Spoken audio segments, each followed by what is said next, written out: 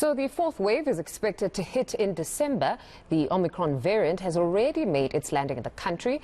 Wastewater surveillance and analysis say that all the signs are clear that South Africa is heading for the fourth wave of COVID-19 in December of 2021. We're joined by Bhagwan from the National Water Research Commission to give us more insight on this. Mr. Bhagwan, thank you very much for your time this afternoon. Now, some of us may be familiar with the concept of screening municipal wastewater for viruses, but not in the most technical of terms or forms. Now, talk us through this concept insofar as monitoring the spread of COVID-19 is concerned. So, we've been at this surveillance right at the beginning of the inset of this pandemic. And, for the layman to understand why we look in the wastewater is that we all know that the virus is a respiratory virus. And, of course, being in your body, it then finds a way down your gut, where, in a way, with all the acids in that, it's neutralized and, you would say, killed. But what happens is that the remnant RNA, the ribonucleic acid, or the protein, gets shed through your fecal waste, into the municipal wastewater system.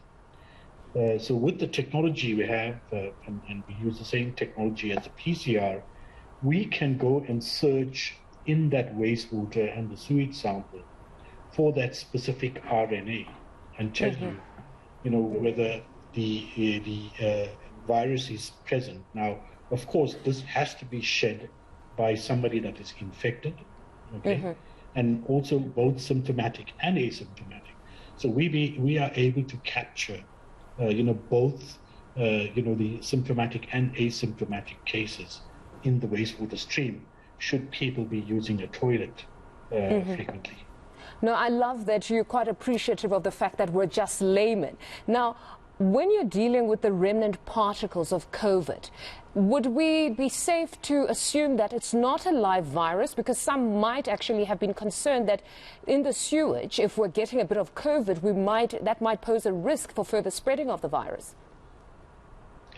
Well, specifically in the sewage, like I said, that the virus is completely safe and dead. You are seeing remnant protein particles. Okay. And again, the virus in itself is very susceptible in the environment. So it doesn't have a long lifespan in the environment.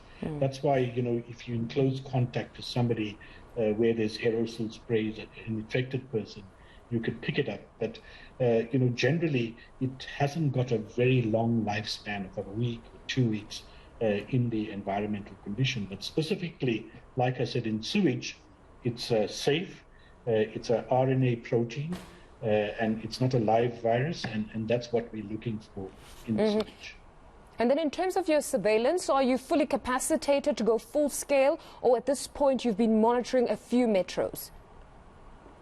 So, when we started with a pilot and, getting the methodologies and the technologies for testing, and of course getting the logistics of how we organize this on a larger scale. So at the moment, we at the point where we've got all the metros in the country covered end to end in terms of most of the wastewater treatment plants, and many of the previous hotspot towns and cities that we've got into the net. Of course, it's a resource aspect and it's a logistic aspect, but we've got all the main areas, in our net, and we could tell you which area served by a treatment plant is beginning to show, the kind of signals of a new way starting. And that's what we've sort of highlighted, for example, in the south of Pretoria. You see a lot of very high activity in those areas. When did you start seeing the high activity there, if we're going to talk about the looming fourth wave, if we go to some of those key metros that you have been monitoring and just testing the samples? When did you see these increase? So it's week 43, which is around October 15th, is when we saw a huge spike above the normal. So we call it, the genome copies. And there was nearly a 1 or 2 log increase. So we saw 2,000 times more of these copies in the wastewater than normal. So we, ran it for a week or two just to make sure, and that started to grow, very, very quickly, to 3 logs and 4 logs. So that's the onset from around October 15. We started to see the trend growing. And then beyond Pretoria South, any other provinces that were quite prominent where you saw these COVID samples? So it's not much high in the city of Cape Town.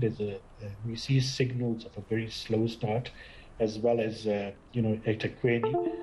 But the hive of activities we're seeing, the number of copies that are concerning, is in Ekurhuleni, Pretoria, and the southern part of Johannesburg, metros, that we're seeing a huge count in the genomic copies.